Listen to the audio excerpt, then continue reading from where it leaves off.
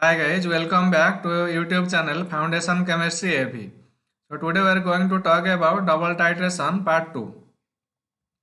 So this will be highly beneficial for 11th and 12th class students.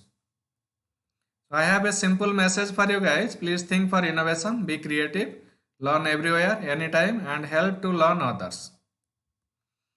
So there is a disclaimer for this experiment. In this experiment, approximate data are used to give a real flavor about the experiment, calculation part, conclusion and better understanding to the students. So if you carry out your own experiment, you will get your own original data and it may happen that the result may vary from person to person. So the aim of the experiment is to find out the strength of acid A2, where approximately n by 10 alkali solution B1 and another acid solution marked A1 of known strength 1.0 to n by 10 solution is supplied. So in this experiment, we have to use two acids A1 and A2 and one alkali B1. So here in the question, the strength of acid A1 is given 1.0 to n by 10. So now strength of acid A1 is known. So if we titrate that with alkali B1, so we can find out the strength of alkali B1. So once we know the strength of alkali B1, we can titrate that with acid A2. So from calculation we can find the strength of acid A2. So that means two acids are here titrated with one alkali B1. So that's why it is known as two times titration. So it is known as double titration. So what are the apparatus required? Burette with burette stand, pipette ball, conical flask, graduated cylinder, beaker, volumetric flask, wash bottle. So these are the apparatus generally used in titration experiment. Burette with burette stand, pipette, conical flask, beaker, volumetric flask, measuring cylinder, wash bottle, pipette ball, then weighing machine, and a glass funnel, filter paper, and sometimes we need to heat the solution. So we need Bunsen burner. So what are the chemicals required? We need alkali solution B1, two acids, acid A1 and acid A2, and methyl orange indicator. What is the basic principle or theory behind this titration? So this is simply a acid-base neutralization reaction. So let's say the acid HCl will react with the base sodium hydroxide or alkali, giving rise to salt, NaCl and water. So at the end point what will happen? This methyl orange indicator will change its color from yellow to orange red, and the pH range works for this indicator 3.1 to 4.4. So now next question arises, why this indicator methyl orange will change its color from yellow to orange red. So this is the structure of methyl orange. So in alkaline medium, so you get sodium salt of sulfonic acid, and the nitrogen lone pair will undergo resonance to give rise to a quinoid type structure. So this quinoid type structure absorbs at higher wavelength, so we can see the color orange red. So what is the procedure we need to follow? So we have to titrate the acid A1 with alkali B1. So the burette and pipette and conical flask are washed thoroughly with tap water and then with distilled water.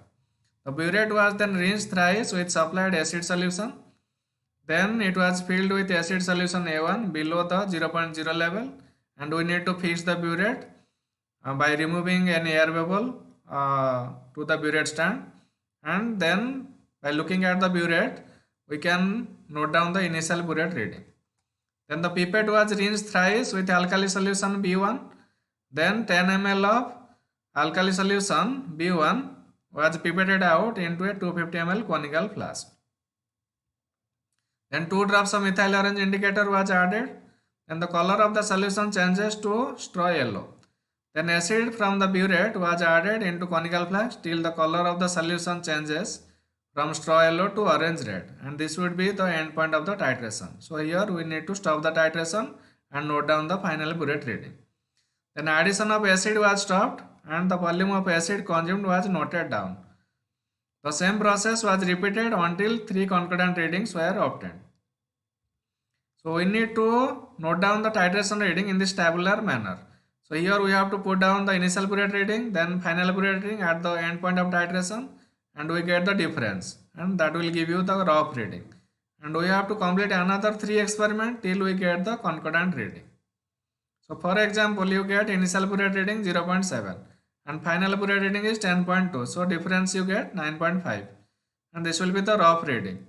Similarly, you repeat for another 3 experiments.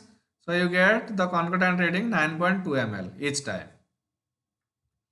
So while looking at the calculation, the strength of acid that we already provided 1.02 n by 10, let's say that is N2. And volume of alkali used 10 ml that we know B1. Let the strength of alkali, so this one we do not know. Okay, so we have to find out. So let it be X normal. So that is N1. And the volume of acid used in the titration is 9.2 ml that we found out from the titration. So the strength of alkali N1 we can get from equation B1 N1 equal to B2 N2. So that is found to be 0.94 n by 10. Similarly, once we get the strength of alkali B1, that we need to titrate with another acid A2. So we can get the strength of acid A2. So again, burette, pipette and the conical flask are washed thoroughly with tap water and then with distilled water. The burette was then rinsed thrice with supplied acid solution. Then it was filled with the acid solution A2 below the 0.0 level, and we need to fix that burette to the burette stand by removing any air bubble if any. And we need to note down the initial burette reading by looking at the burette level. Then the pipette was rinsed thrice with alkali B1 and then 10 ml of n by 10 alkali solution was pipetted out. So this alkali solution strength now we know, and it was pipetted into a 250 ml conical flask.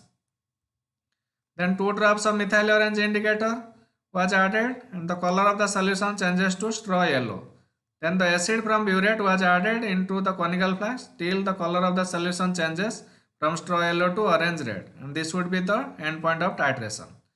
Then the addition of acid was stopped and the volume of acid consumed was noted down.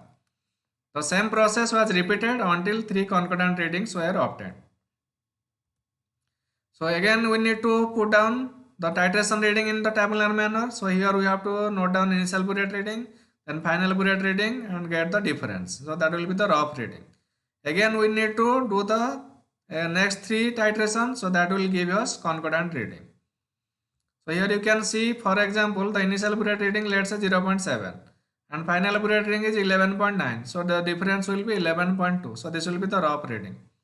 So when we do another 3 experiment, that will give us, let's say, the concordant reading 10.8. So here the strength of alkali that we have already found out, that is 0.94 n by 10. Let's say that is N1. And the volume of acid consumed 10.8 ml from titration. You can see here from 10.8 ml.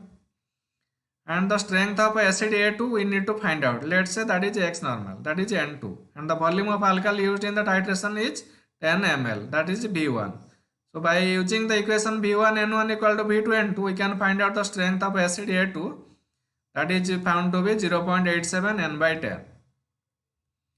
So in conclusion, the actual strength of acid A2 was found to be 0.87 n by 10. So we will be happy if you guys subscribe to our channel Foundation Chemistry AB and get some knowledge. And this is also available in the website www.foundationchemistryab.com. So this is a simple step towards e-learning, making life better. Thank you all for learning.